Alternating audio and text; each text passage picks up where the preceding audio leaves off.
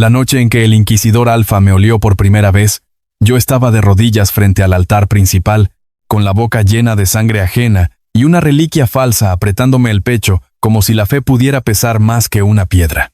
Me llamo Elías Santoro. En los papeles del monasterio, Beta. En la práctica, un omega escondido desde la infancia entre incienso, pergaminos y cadáveres de santos que nunca hicieron milagros. Llevaba 11 años viviendo en la abadía de Santa Bruma, un monasterio colgado sobre los acantilados del norte, donde los hombres ricos iban a pedir curas imposibles, las familias nobles enterraban secretos con forma de oración, y los hermanos jóvenes aprendían pronto que aquí, la obediencia no salvaba el alma, solo retrasaba el momento de ser usado. Aquella noche el abad me había ordenado repetir el prodigio. Una gota de sangre bajo la lengua, una respiración lenta, el aceite perfumado sobre la reliquia, luego la campana mayor sonando en el momento exacto para que los peregrinos vieran cómo el hueso sagrado empezaba a sudar lágrimas rojas frente a todos. Yo llevaba años haciéndolo. Milagros de mentira para gente con dinero verdadero. Y quizá habría seguido haciéndolo si esa noche no hubiera llegado a la abadía el hombre equivocado. León Vergara. Alfa. Inquisidor del tribunal eclesiástico. Rostro severo. Ojos de invierno. Voz de cuchillo limpio. Lo vi entrar entre los cirios, la lluvia en la capa y el desprecio en la boca, mientras todos los fieles se arrodillaban creyendo presenciar una señal divina. Él no se arrodilló. Solo caminó hasta el altar. Me miró una sola vez. Y su expresión cambió apenas lo suficiente para arruinarme la vida. Porque olió lo que nadie debía oler. No santidad, no milagro, no pureza. Mi verdadero cuerpo. Se inclinó hacia mí frente a toda la abadía, como si fuera a besar una reliquia, y murmuró tan bajo que solo yo pude escucharlo. Si vuelves a obedecerles esta noche, mañana te canonizan, y pasado mañana te abren en canal para vender tu sangre como aceite santo. Lo peor no fue que me creyera. Lo peor fue que, por la forma en que miró después al abad, entendí que no había venido a rezar. Había venido a contar cuántos cadáveres escondía el monasterio, y yo acababa de convertirme en el primero que todavía respiraba. Parte 1. La abadía no salvaba almas, administraba necesidades. La abadía de Santa Bruma no aparecía en las rutas normales de peregrinaje. Oficialmente era un lugar de retiro, contemplación y conservación de reliquias antiguas. En la práctica, era un negocio exquisitamente vestido de liturgia. Los ricos llegaban buscando 3 cosas: curas que la medicina no prometía, legitimidad moral para sus crímenes privados y una forma elegante de llamar providencia a cualquier privilegio heredado. Subían por una carretera de niebla, atravesaban el arco de piedra gris, olían lavanda, cera e incienso, y en menos de 5 minutos el monasterio ya les había vendido la sensación exacta que venían a comprar, que el cielo seguía abierto solo para ellos. Yo llegué allí a los 20, no por vocación, no porque creyera en la vida monástica, y desde luego no por fe.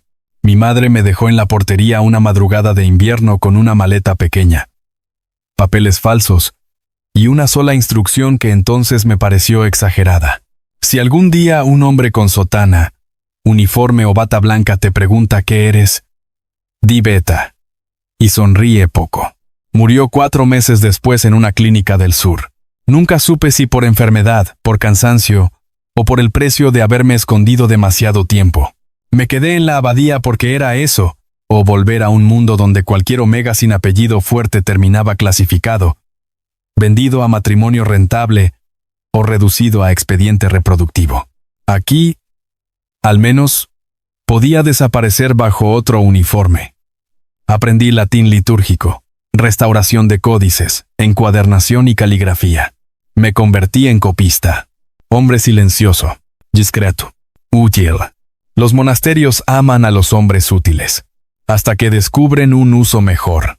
El abad de Santa Bruma se llamaba Severino Llorente. Viejo, flaco, amable con la precisión aterradora de quienes llevan décadas convirtiendo la crueldad en estructura. Nunca me gritó, nunca me pegó, nunca necesitó hacerlo. Había aprendido el arte fino de destruir sin alzar la voz. Elías me decía, la gracia siempre llega a través del sacrificio correcto. Con el tiempo entendí que para él la gracia era dinero, y el sacrificio siempre era otro. La abadía tenía sus capas. Arriba, los claustros hermosos, la biblioteca, los jardines de hierbas, y el santuario de la reliquia más famosa, la costilla de San Aureliano, el santo curador que, según la leyenda, lloraba sangre cuando un alma impura intentaba tocarlo. Abajo, fuera de vista, estaban las bodegas, los archivos cerrados, la enfermería interna y las celdas de penitencia donde ciertos novicios desaparecían sin dejar más rastro que una oración pronunciada demasiado rápido. Yo tardé 2 años en entender el verdadero mecanismo de Santa Bruma. Los milagros eran una mezcla de química, teatro y cuerpos mal elegidos para obedecer. Aceites perfumados, hongos desecados, extractos de hierbas capaces de provocar visiones, euforia o alivio momentáneo en personas lo bastante desesperadas como para llamar a eso intervención divina. Y, a veces, algo más raro. A veces necesitaban mi olor, no abiertamente, no con esa crudeza. Lo llamaban preparación litúrgica especial, una gota de sangre, una inhalación forzada de incienso, una cámara caliente detrás del altar. Y luego el aceite santo salía al santuario con una potencia que volvía locos a ciertos fieles. Calmaba ataques, relajaba dolores, inducía llanto, deseo o paz, según la mezcla. Yo era la pieza secreta, no el santo, no el milagro, la materia prima. Cuando lo comprendí de verdad, ya era demasiado tarde para irme. Sabían qué era, sabían cuánto valía, y sabían que, sin la abadía, yo tenía demasiado poco mundo y demasiada poca protección. Así aprendí a sobrevivir, sonriendo poco, hablando menos, robando información cuando podía. Hasta que una noche, 3 años antes de la llegada de León Vergara, trajeron a la abadía a una muchacha noble llamada Irene Valcárcel. Oficialmente venía en retiro por agotamiento nervioso. 2 días después la bajaron a enfermería.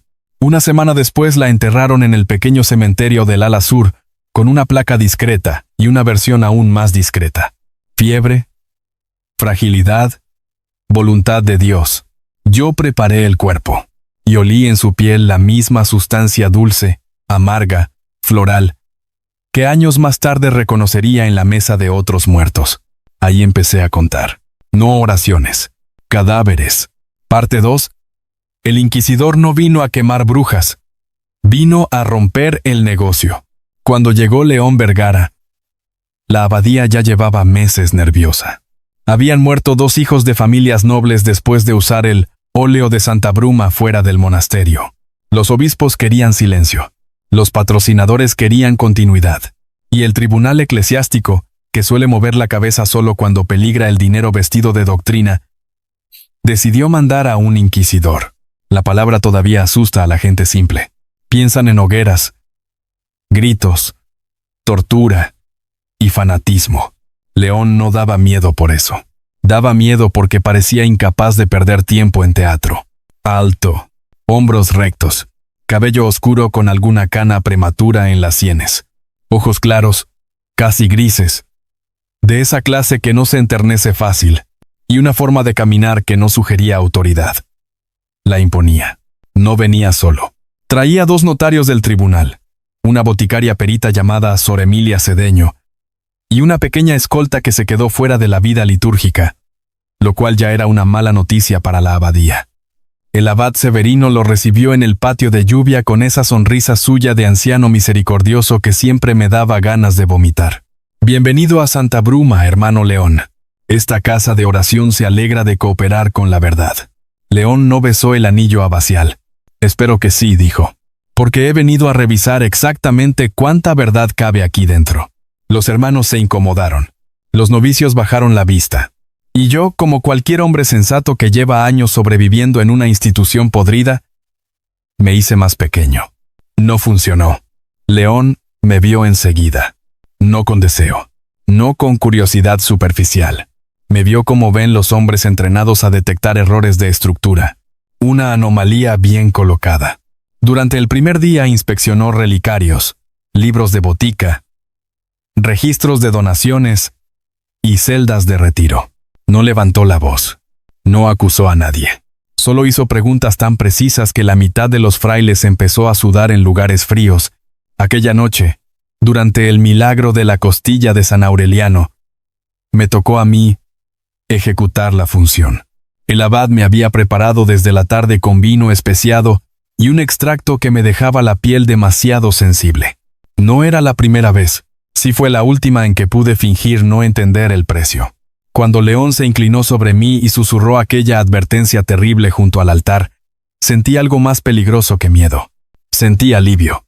La clase de alivio miserable que aparece cuando un extraño, por fin, pronuncia el nombre correcto del horror que llevas años administrando en silencio.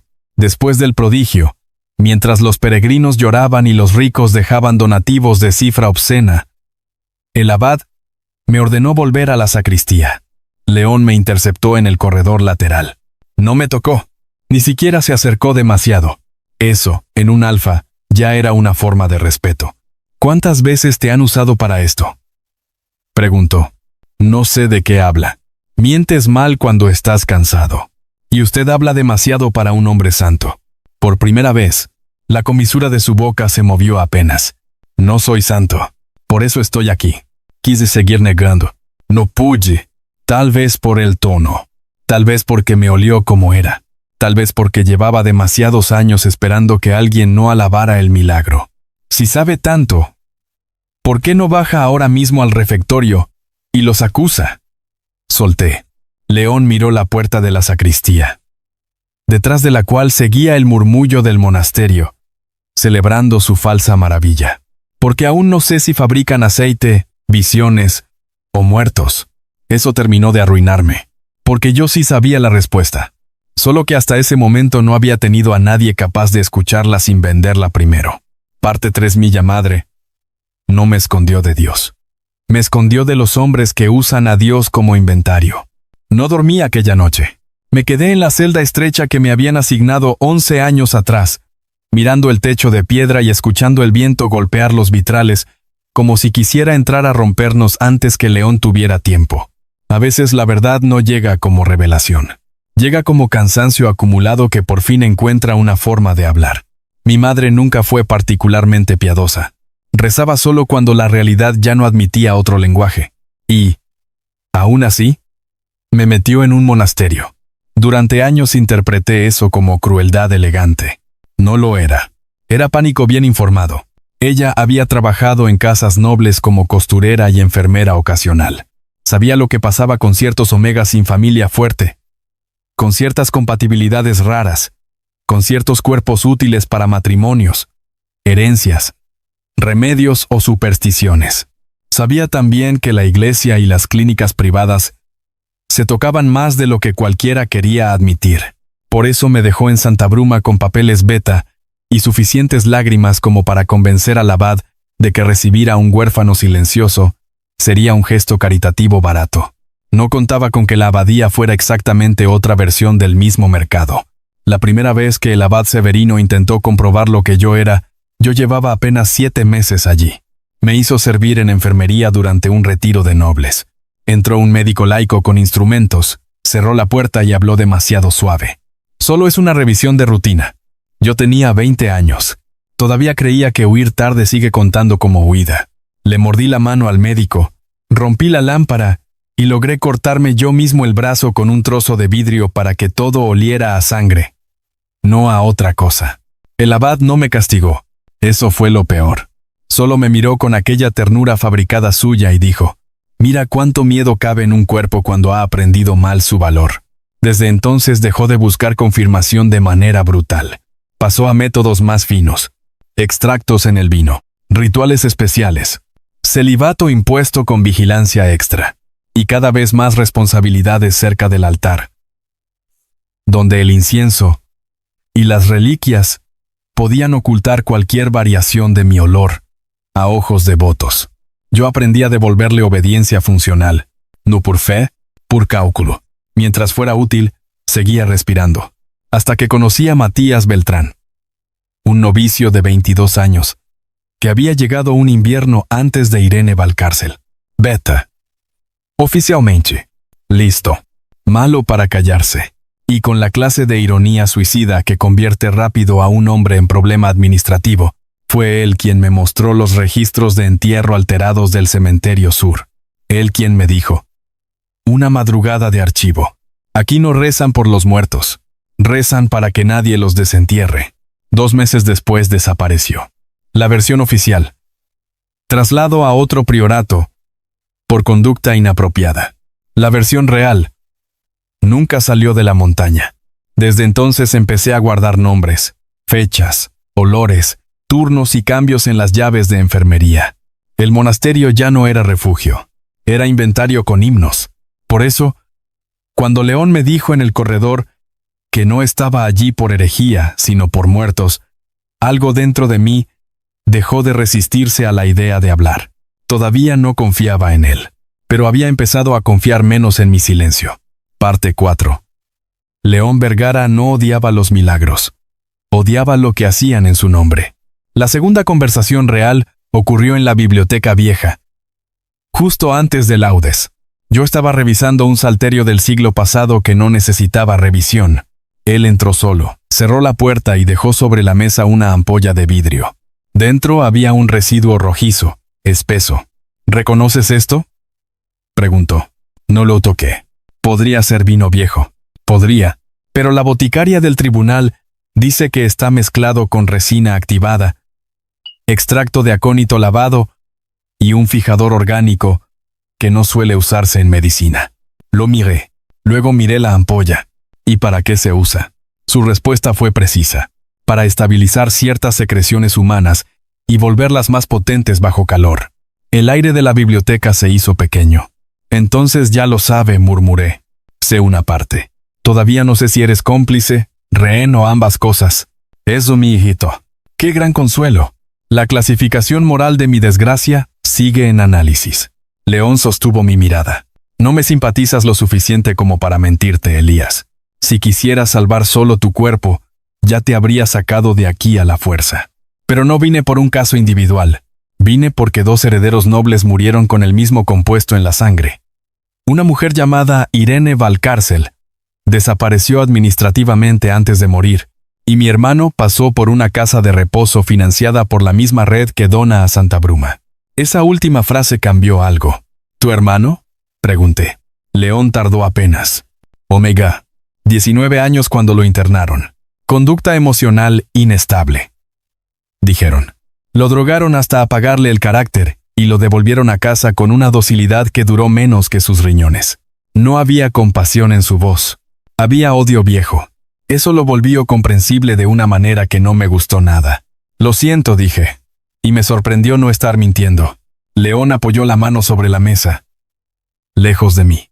No necesito consuelo. Necesito pruebas. Me pasé la lengua por los dientes, pensando demasiado rápido. Hay una enfermería interna bajo el ala sur. No figura en los planos de noviciado. Y una bodega cerrada junto a la capilla pequeña. Solo entran el abad, el boticario y 2 hombres de servicio que no son frailes. ¿Cadáveres? A veces. A veces personas todavía tibias. Silencio. León absorbió eso sin teatralidad. ¿Y Croc tú? ¿Por qué sigues aquí? La pregunta me dio más rabia de la necesaria. Porque salir no siempre significa escapar. Porque si un omega sin apellido aparece solo en la ciudad con documentos falsos, pocas puertas se abren por caridad. Y porque aquí al menos aprendí dónde estaban enterrando a los otros. León asintió una vez. Sin piedad. Eso se agradecía. Esta noche necesito que me lleves a la enfermería sur, dijo. Lo miré largo. ¿Me lo estás ordenando como inquisidor? No. Te lo estoy pidiendo como hombre que no puede abrir esto solo. Ahí estuvo el primer error real entre nosotros. Creerle. Parte 5. Bajo el monasterio no había criptas. Había almacenes humanos. La enfermería sur no estaba bajo el ala sur. Estaba detrás. Ese tipo de diferencias arquitectónicas importan mucho cuando una institución lleva siglos aprendiendo a ocultar bien sus órganos podridos. Bajamos después de completas, cuando la mayoría de los hermanos dormía o fingía hacerlo. Yo llevaba la llave de mantenimiento boticario que robé 3 meses antes y nunca devolví. León llevaba una lámpara ciega, un cuaderno pequeño y un desprecio tan firme que casi servía como arma. Atravesamos el corredor de la capilla menor, empujamos el armario de cirios y apareció la escalera. Piedra húmeda, olor a salitre, medicamentos. Y algo más. La misma nota floral amarga de siempre, disfrazada esta vez con alcanfor. Abajo no había solo camillas. Había un laboratorio, frascos, destiladores, aceites, cajas de ampollas, jaulas de transporte pequeñas, y, detrás de un panel de madera oscura, 3 habitaciones cerradas con barrotes discretos. En la primera había un muchacho dormido, demasiado flaco para el hábito que llevaba. En la segunda, una mujer de unos 40 años con la mirada perdida y una pulsera nobiliaria arrancada. En la tercera, vacía, solo un jergón, un cubo y correas de cuero. León maldijo por primera vez. Bajísimo, casi un suspiro. ¿Cuántos?, preguntó. No sé. Los que vi yo. Los que no vi. Los que salieron como ataúd cerrado. Revisó las estanterías con rapidez precisa. Registros de administración. Códigos de apellido. Cifras. Dosis. Yo encontré una libreta pequeña con nombres abreviados y frases en clave litúrgica. Vigilia exitosa. Sedación reversible. Sangría útil. Traslado a costa. Traslado a costa. Otra forma elegante de decir desaparición. León abrió un cajón del escritorio central y se quedó quieto un segundo. Elías. Me acerqué. Había una carta sin enviar, dirigida al obispo Tomás Varela, patrón principal de Santa Bruma. Hablaba de reservas de óleo, de compatibilidades prometedoras y de un futuro rito de canonización viviente para un sujeto excepcional que debía permanecer oculto hasta la fase correcta. No necesitaba leer mi nombre. Sabía que era yo. ¿Querían hacerme santo?, murmuré. León me miró, muy quieto. No, querían hacerte producto eterno. Esa frase se me quedó clavada, porque era exactamente la forma correcta de decirlo. No iban a matarme por error. Iban a volverme reliquia rentable. Un cuerpo santo produce más obediencia que un cuerpo vivo. Escuchamos pasos arriba. Demasiados. León apagó la lámpara. Nos escondimos detrás del panel de las celdas mientras 2 hombres bajaban con una camilla. Reconocí al boticario de la abadía y a uno de los sirvientes laicos. Traían un cuerpo envuelto en sábana. No muerto. Respiraba. Lo dejaron sobre la mesa principal. La tela se deslizó un poco. Era Tomás de la Serna, un novicio de 19 años que llevaba 2 días en retiro espiritual por conducta febril. El boticario preparó una jeringa. Demasiado olor para conservarlo arriba, murmuró. León se tensó entero a mi lado. Yo también. No íbamos a salir vivos de aquella noche si seguíamos esperando el momento perfecto. Así que hice lo que jamás creí hacer en una enfermería monástica. Le solté el panel de madera en la espalda al sirviente. Agarré la jeringa del boticario antes de que gritara. Y León terminó el resto con una violencia silenciosa que me enseñó 2 cosas de golpe. Primero, que odiaba este lugar más de lo que yo había imaginado. Segundo, que no estaba improvisando su furia. Sacamos a Tomás de la mesa y lo escondimos en el corredor lateral. Cuando León me miró otra vez, llevaba la respiración un poco más alta. Ahora ya no hay discreción posible. Perfecto, respondí. Nunca fue mi virtud favorita. Parte 6. El abad no quería negar el crimen. Quería volverlo doctrina. No llegamos lejos. Subimos con Tomás medio consciente entre los 2. Cruzamos la capilla menor, y justo al entrar al claustro norte nos encontramos con el abad Severino. No solo. Venía con 4 hombres del servicio laico. El boticario sangrando de la ceja detrás de ellos, y la serenidad absoluta de quien llevaba demasiado tiempo preparando esa escena. Hermano León, dijo, como si nos hubiera encontrado rezando mal. Qué decepcionante manera de investigar. Tomás empezó a gemir entre mis brazos. Mala señal. León se adelantó un paso. Está drogado. Hay celdas bajo la enfermería. Registros de sedación. Nombre. Traslados. Se acabó. Abad. Severino sonrió con una tristeza casi paternal. No se acaba nada. Solo se desordena un momento. Luego me miró a mí. Y fue peor. Elías, sabía que el orgullo te haría débil.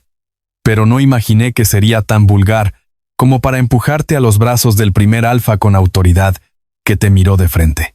Quise escupirle. No tuve tiempo. Los sirvientes se lanzaron.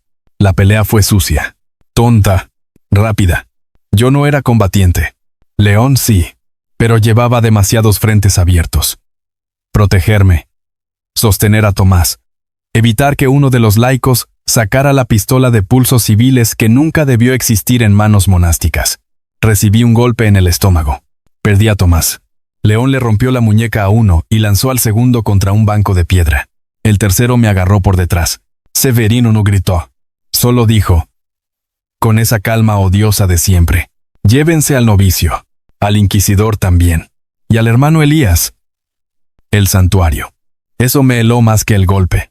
El santuario de la reliquia no era solo un altar, era escenario.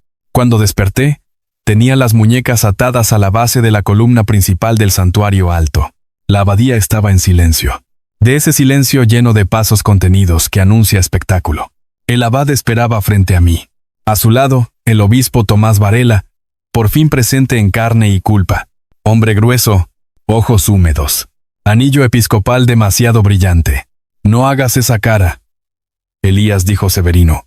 Llevamos años preparándote para esto. La reliquia de Aureliano se ha agotado. El pueblo necesita un santo vivo, sufriente, puro, inalcanzable. Un omega atado produce mejor devoción que una costilla vieja, escupí. El obispo hizo una mueca. No por moral, por mal gusto. Severino no negó nada. Las palabras vulgares siempre arruinan los mecanismos delicados. Lo que ofrecemos no es explotación. Es sentido. Los fieles necesitan tocar lo sagrado. Los ricos necesitan una forma decente de comprar redención. Y algunos cuerpos nacen para sostener ambas economías. Ahí estaba. Toda la doctrina real, no salvación. Mercado. ¿Y León? Pregunté. El abad inclinó la cabeza apenas. Demasiado rígido para comprarlo. Demasiado consciente para dejarlo libre. Quizá el tribunal reciba una carta diciendo que intentó violarte. Y murió. En defensa de la moral, de la casa. Ya veremos qué versión se vende mejor. Eso sí me quebró algo. No por honor, porque me importó demasiado rápido si seguía vivo. Severino notó la expresión. Por supuesto que la notó. Ah, así que ese era el hilo. Lo odié por seguir leyendo personas como si fueran manuscritos deteriorados. Mañana al amanecer continuó. Santa Bruma anunciará que el hermano Elías recibió las llagas de Aureliano en una vigilia de éxtasis. Después vendrá el retiro, la clausura, la administración del óleo final. Y cuando tu cuerpo ya no soporte la gloria, te conservaremos mejor que a cualquier santo. Nunca había sentido un asco tan frío. Y, sin embargo, por debajo del miedo, otra cosa empezó a crecer. No esperanza. Furia estructurada. Porque Severino seguía creyendo que ya había terminado de nombrarme. Todavía no entendía que un cuerpo usado durante demasiado tiempo acaba aprendiendo dónde están los clavos de su propio altar. Parte 7. El hombre que vinieron a investigar salió de su celda antes que mi fe en el miedo. No sé cuánto tiempo pasó. Lo suficiente para que cambiaran los cirios, para que los novicios empezaran a llenar el santuario a primeras luces, para que el obispo practicara, una vez más, su rostro de duelo santo frente al espejo lateral. Mis muñecas dolían. La garganta también. Habían dejado incienso ardiendo a mis pies para que mi cabeza flotara un poco por encima del terror. Viejo truco. Entonces escuché el primer golpe. Lejano. Metálico. Nadie más reaccionó. Después otro. Más cerca. El abad frunció el ceño apenas. Y al tercero se abrieron las puertas laterales del santuario con un estruendo lo bastante hermoso como para que todavía hoy me parezca música. León Vergara entró cubierto de sangre seca, con el hábito de un sirviente encima del uniforme roto, y una escopeta de pulsos civiles en la mano. No venía solo, traía a Tomás de la Serna, a la boticaria Sor Emilia y a 2 novicios más. Uno de ellos cargaba la libreta de registros, el otro, la caja con ampollas. El caos empezó ahí. Los fieles gritaron. El obispo retrocedió. Los sirvientes buscaron armas. Y León, sin mirar a nadie más primero, me encontró a mí. Esa fue la parte que me arruinó peor. Que incluso en medio del santuario, de la trampa, del motín, de la derrota parcial y de toda la furia suya, su primer cálculo visual fuera si yo seguía entero. Le Gastardi, le grité. Tenía papeleo. Eso me arrancó una risa brutal, inadecuada. exactamente cuando necesitaba recordar que seguíamos vivos. Tomás se subió al altar lateral y gritó con la voz rota por los sedantes. «¡No es santo! Nos drogan. Nos bajan a las celdas. Los milagros son químicos». Los fieles se quedaron inmóviles ese segundo decisivo en el que toda institución peligra, cuando la verdad deja de sonar imposible y empieza a sonar específica. Sor Emilia abrió una de las ampollas y la levantó ante todos. «Esto no es óleo bendito. Es un compuesto de sedación y estimulación feromonal. He visto cadáveres así antes. Y tribunales también». El abad intentó recuperar control con la única arma que le quedaba. La voz. Blasfemia. El inquisidor ha sido corrompido por un omega impuro y por novicios febriles. Muy buena jugada. Si nadie tuviera pruebas. Mala suerte. León subió al altar de 2 pasos. Me cortó las ligaduras de las muñecas sin perder el arma y soltó, con una calma que hizo más daño que un grito. «Perfecto. Entonces será muy fácil explicar los entierros falsos, los registros borrados, las celdas bajo la enfermería y el inventario de sangre etiquetado con donaciones episcopales». El obispo cambió de color. La palabra inventario, dicha en voz alta dentro del santuario, cayó como una campana rota. Yo aproveché ese segundo. Agarré el relicario principal de San Aureliano y lo estampé contra el suelo de piedra delante de todos. Se abrió.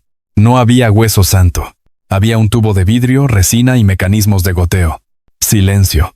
El tipo de silencio que no vuelve a cerrarse igual. Parte 8. Santa Bruma no ardió por castigo divino. Ardió porque las cosas podridas secas queman rápido. Moramente. Después de eso, todo dejó de ser teología. Pasó a ser supervivencia. Los fieles entraron en pánico.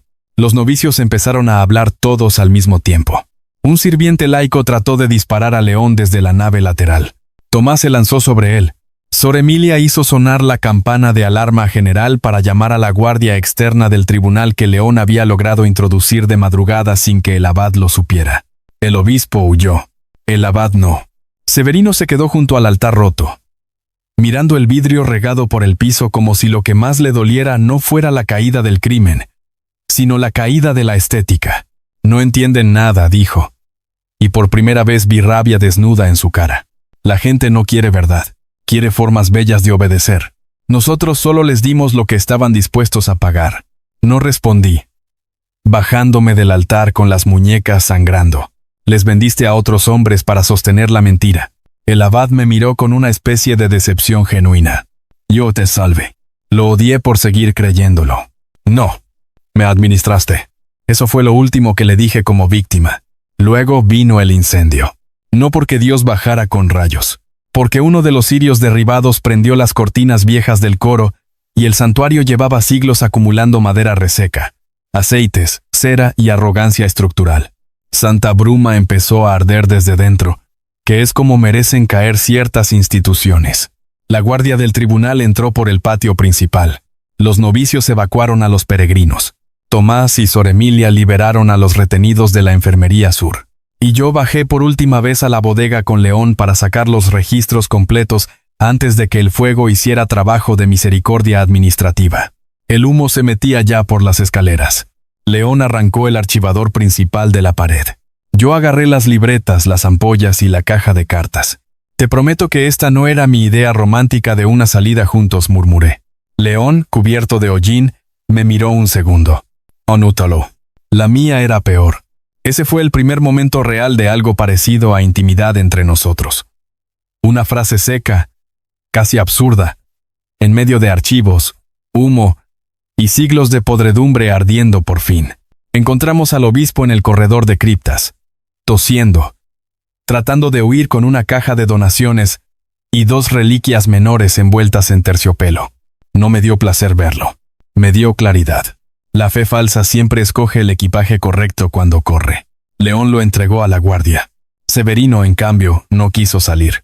Lo encontraron más tarde en el santuario, sentado ante el altar roto, respirando humo como si todavía creyera que el escenario podía obedecerle una vez más. No murió. Otra misericordia imperfecta. Hay hombres a los que el fuego no debe absolver. Parte 9. La verdad no devolvió a todos los muertos, pero al menos les devolvió los nombres correctos. Las investigaciones duraron meses. Eso siempre decepciona a quienes creen que la justicia se parece a una campana cayendo del cielo. No, se parece a cajas, firmas, testimonios, forenses, abogados y demasiados hombres intentando reducir la monstruosidad al lenguaje administrativo. Pero esta vez había demasiado. Celdas, compuestos, donaciones, registros de traslados a clínicas privadas y casas costeras, entierros falsificados. Y, lo más importante, supervivientes con voz propia. Tomás declaró. Sor Emilia también. Los dos sirvientes menores confesaron rápido cuando entendieron que el abad y el obispo no iban a salvarlos. La familia Valcárcel reabrió la muerte de Irene. Otros apellidos aparecieron detrás. No todos los cuerpos volvieron. Eso todavía me duele. Matías Beltrán no apareció con vida ni muerto. Su nombre sí, en una lista de traslados a un sanatorio costero financiado por la misma red. No era cierre, pero al menos dejó de ser desaparición piadosa y pasó a ser delito nombrado. A mí me interrogaron 7 veces. ¿Desde cuándo sabía? ¿Por qué permaneció? ¿Hasta qué punto participó? Preguntas justas, feas, necesarias. Respondí todas. No me absolví. No era santo. Nunca lo fui. Había hecho milagros falsos para sobrevivir. Había visto demasiado sin gritar a tiempo. Había ayudado a sostener una liturgia criminal porque el miedo también necesita pan. Pero sobrevivir bajo una jaula no te vuelve barro automáticamente. A veces solo te vuelve alguien que tarda demasiado en empujar la puerta. El tribunal quiso reubicarme por protección. La palabra me revolvió el estómago.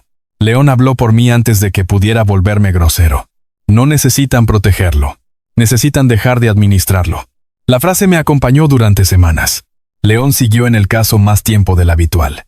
Oficialmente porque conocía demasiado la estructura. En realidad, creo, porque salir de Santa Bruma sin ver el final completo le habría parecido otra forma de cobardía. Nos vimos mucho. Demasiado para fingir indiferencia. No suficiente para volverlo simple. En las declaraciones, en los archivos, en los traslados de pruebas, en el pequeño hospedaje temporal donde el tribunal alojó a los testigos protegidos, siempre había algo entre nosotros que no terminaba de tocarse ni de alejarse. No me gustaba llamarlo deseo. Era más problemático que eso. Era reconocimiento. Él sabía lo que la obediencia mal pagada le hace a un cuerpo. Yo sabía lo que la culpa vieja le hace a una voz. Y en algún lugar entre esas dos miserias empezamos a parecernos demasiado. Parte 10. Ningún cielo bajó a premiarnos. Solo aprendimos a vivir sin altar. Un año después, Santa Bruma ya no era monasterio. La orden fue disuelta. La abadía pasó a custodia civil y judicial. La biblioteca quedó bajo restauración laica. La Enfermería Sur se convirtió en archivo probatorio y centro de memoria para víctimas de instituciones eclesiásticas y médicas conectadas. El santuario principal fue dejado semidestruido a propósito.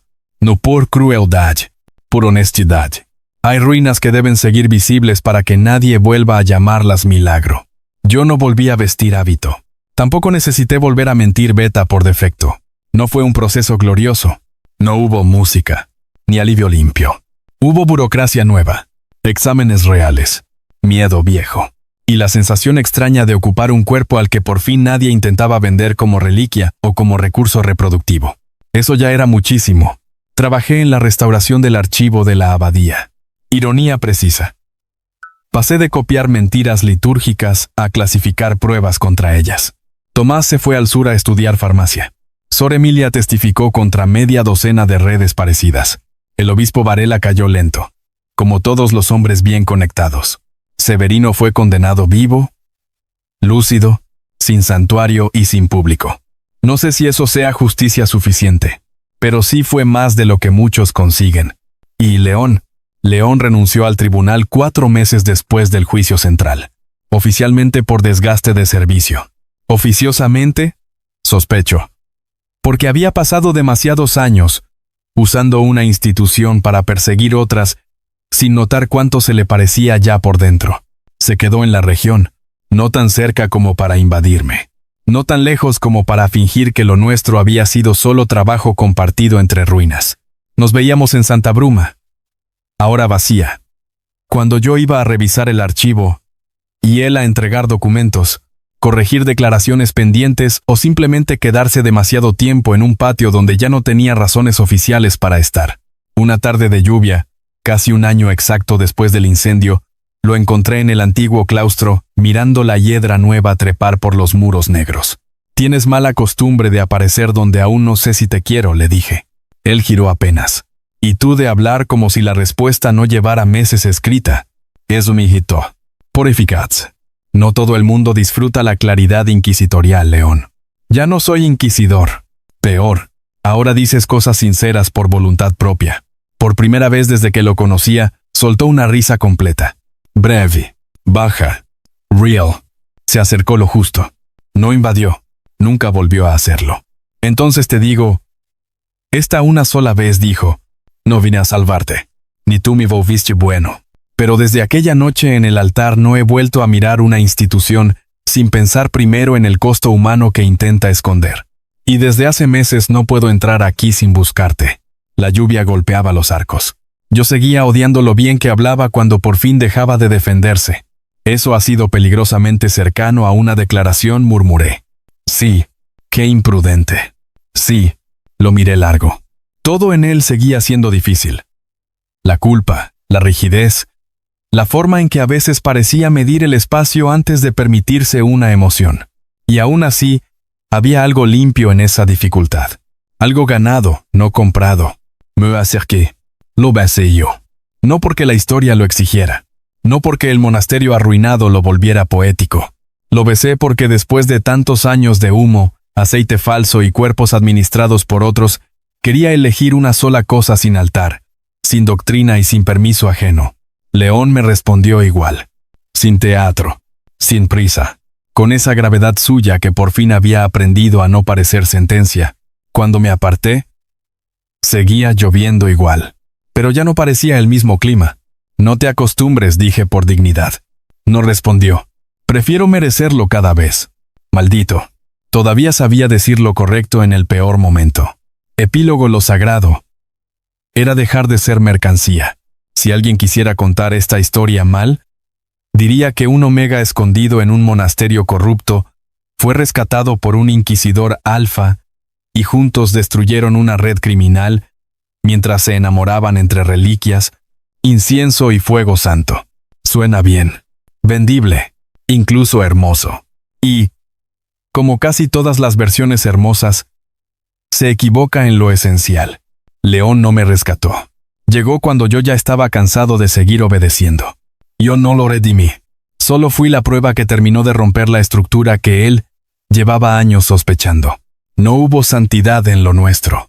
Hubo reconocimiento entre dos hombres que aprendieron demasiado tarde cuánto cuesta dejar de servir a instituciones podridas sin convertirse en otra pieza de ellas. Santa Bruma ya no fabrica milagros. Ahora conserva archivos, nombres y pruebas. Y a veces, cuando sube la niebla del acantilado y la piedra vieja vuelve a oler a lluvia, me quedo solo en lo que antes fue el santuario. Y pienso en Irene, en Matías, en Tomás, en todos los que no salieron a tiempo de sus propias abadías. Algunas noches León aparece con café, silencio y papeles nuevos. Otras solo con esa forma suya de quedarse quieto hasta que yo decido si quiero hablar o seguir clasificando muertos. Nunca trae flores. Gracias a Dios. Sería de una ironía insoportable. La última vez dejó sobre mi mesa una pequeña caja de madera encontrada entre los restos de la enfermería sur.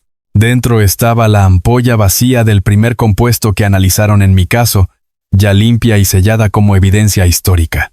La miré. Luego lo miré a él. «Tienes una idea perversa de los regalos», dije. León se apoyó en el marco. Sereno. No era regalo. Era recordatorio. ¿De qué? Su respuesta tardó lo justo para ser cierta. De que la primera vez que te vi no olí santidad. Olí a alguien a quien estaban convirtiendo en cosa. Y todavía me alegra haber llegado antes de que terminaran. No dije nada enseguida. Tengo dignidad y memoria. Pero sí guardé la ampolla en el archivo de pruebas, no en la basura. Porque al final algunas historias no terminan cuando cae el abad, cuando arde el monasterio, o cuando el tribunal firma condenas. A veces terminan mucho después, cuando por fin puedes mirar el lugar donde te enseñaron a obedecer, y descubrir que lo único verdaderamente sagrado que encontraste allí No fue una reliquia, ni un milagro, ni una iglesia. Fue algo bastante más humano y mucho más difícil. La decisión brutal de no dejar que vuelvan a vender tu cuerpo como redención para nadie.